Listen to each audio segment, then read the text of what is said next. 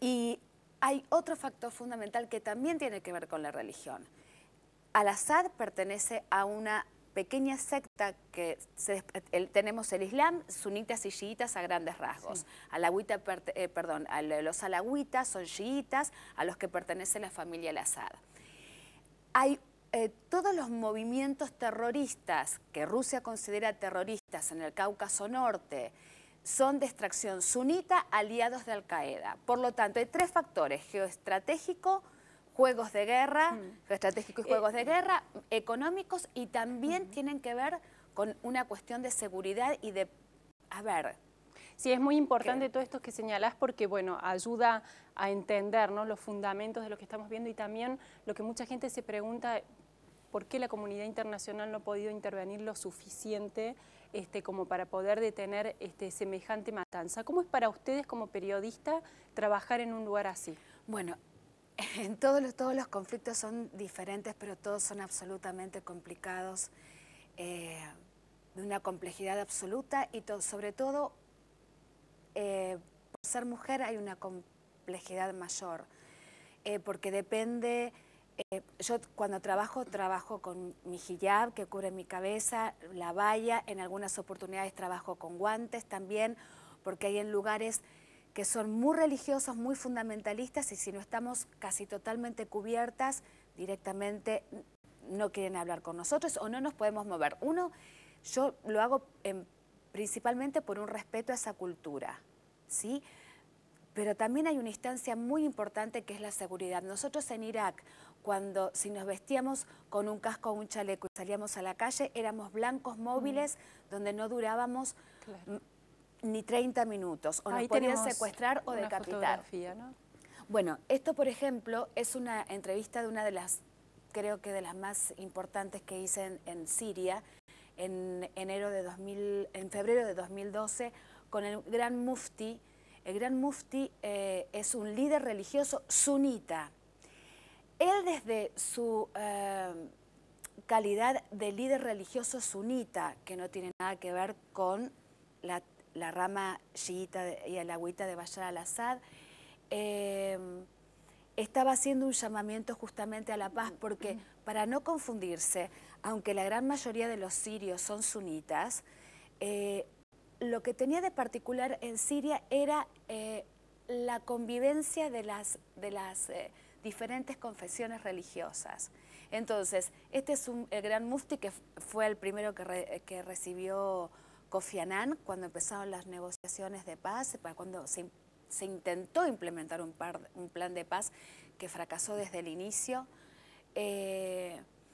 Y como has visto, es la manera como nos tenemos que vestir. En este caso no era por seguridad, en este caso era por una cuestión de respeto cultural. Y bueno, pero en muchas oportunidades, por ser mujer o por ser occidental, no quieren dirigirte la palabra. Ingresar a Siria con visado ha sido muy difícil.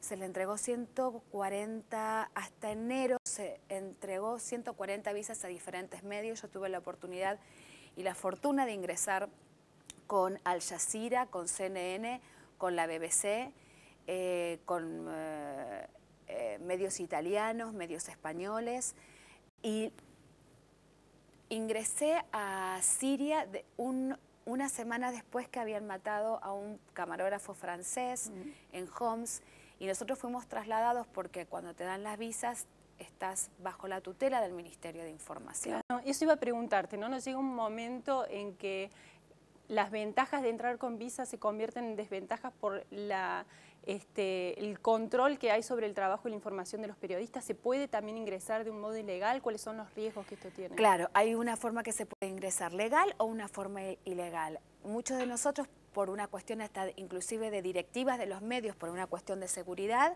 se pidieron las visas correspondientes y el Ministerio de Información las ha conseguido. Como yo colaboro para diferentes medios y grandes medios internacionales como la BBC o Radio Francia Internacional o el Folha de Sao Paulo, se me fue renovando la visa a partir del hecho de trabajar para estos diferentes medios.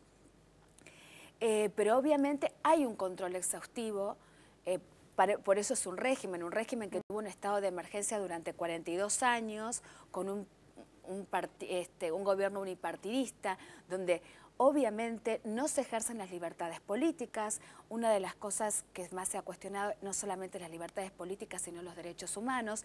Entonces se manifiesta de tal manera, como un régimen, y hay mucho control sobre la prensa. ¿Y hasta qué punto llega ese control?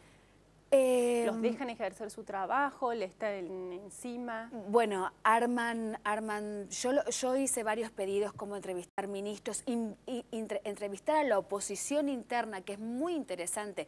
La oposición interna dentro de Siria, que inclusive han sido personas, políticos que han estado presos durante 10 o 15 años y se han muerto y han asesinado y torturado a muchísimos de sus militantes, tienen un perfil muy diferente a la oposición externa que cuando empezó en París las primeras declaraciones y después lo que se dice irónicamente el Club de Estambul con el Consejo Nacional Sirio, que es una oposición que hace 20 o 25 años que no ingresa a Siria. La oposición interna dice no saben de lo que están hablando, porque los muertos los hemos puesto nosotros, los torturados y a los que se los ha relegado de la vida política y social durante decenas de años.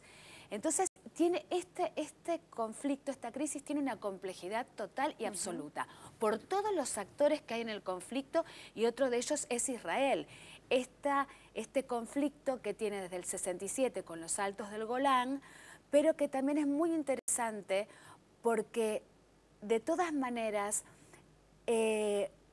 analizando qué es lo que pasa, esta relación entre Assad e Israel, Assad no iba a hacer más de lo que tenía que hacer. O sea, y Israel sabía que su enemigo ya es como que lo conocía. Claro. Para Israel ahora lo que viene, ¿qué es lo que es totalmente desconocido? ¿no? En lo que hablábamos, cuáles pueden llegar a ser las consecuencias de lo que lo que vaya a derivar esto para la seguridad internacional. Y lo que te decía el gran mufti, que la mayoría son sunitas, no significa que los sunitas estén en contra de Bashar al-Assad, porque los sunitas fueron uno de los que más se beneficiaron en un momento donde hoy se están produciendo los grandes combates.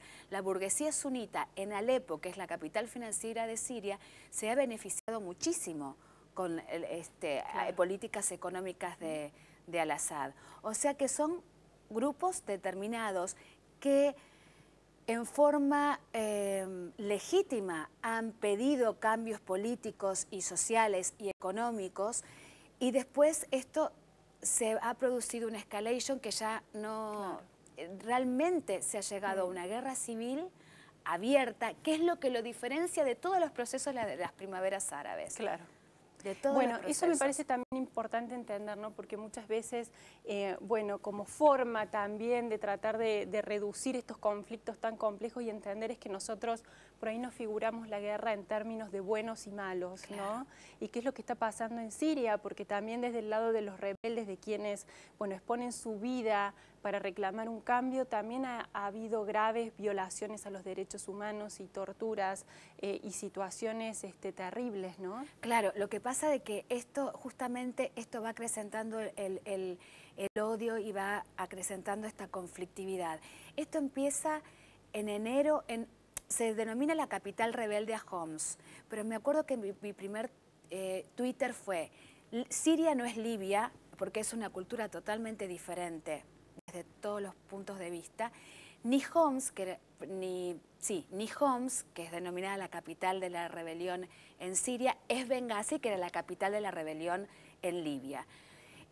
¿Por qué? Porque cuando hago mi primera visita a Homs, no ilegalmente como han trabajado otros corresponsales, con muy buen criterio también, porque estaban trabajando específicamente del lado de los rebeldes, están contando la historia de los rebeldes. ¿Por qué Homs no era Benghazi? Porque ahí viven, pero ya hay muchos que se han desplazado, cristianos y alawitas que pedían al gobierno, como esto no sucedía en Benghazi con Muammar al-Gaddafi, que interviniera para protegerlos. Porque, por ejemplo, se producían ataques, fueron asesinados sacerdotes, se produjeron ataques a iglesias, se produjeron ataques a escuelas, y con un armamento que pasaba a través de Turquía, porque acá, por eso, los actores son múltiples. Entonces, tenemos la relación de Siria con el resto del mundo árabe y con Irán, pero aparte, la influencia que tiene Qatar, Arabia Saudita, Kuwait y todos los países del Golfo, para apoyar a los rebeldes que son sunitas y que caiga esta hegemonía de una familia, porque es una familia. Lo que ha gobernado Siria en estos 42 años de régimen es la familia Al-Assad y todo un séquito que tienen a su alrededor, es restarle poder a Irán, indudablemente.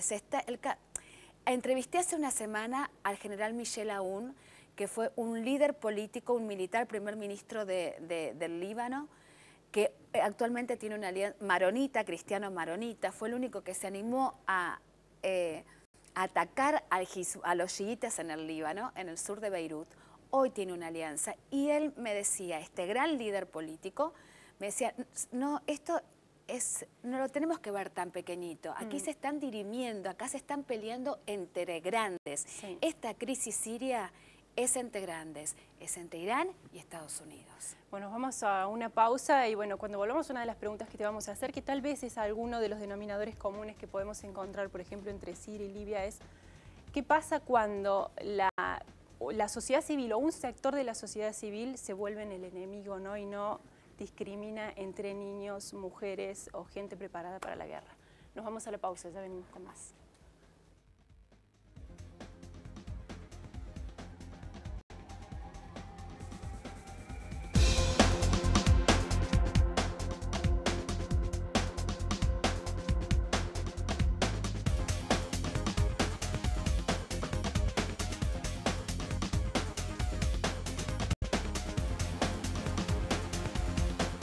Banco Provincia.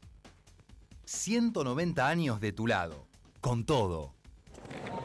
Cuando viajo por el mundo, hay una compañía que me cuida en todo momento. Yo elijo viajar tranquilo. Universal Assistance. Y Bon Voyage.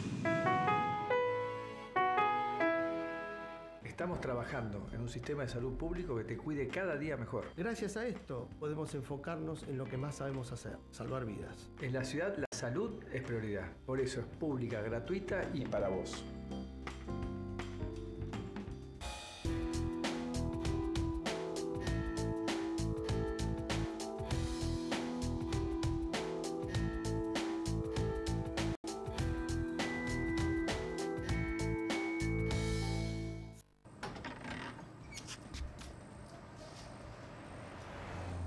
Son casi las 9.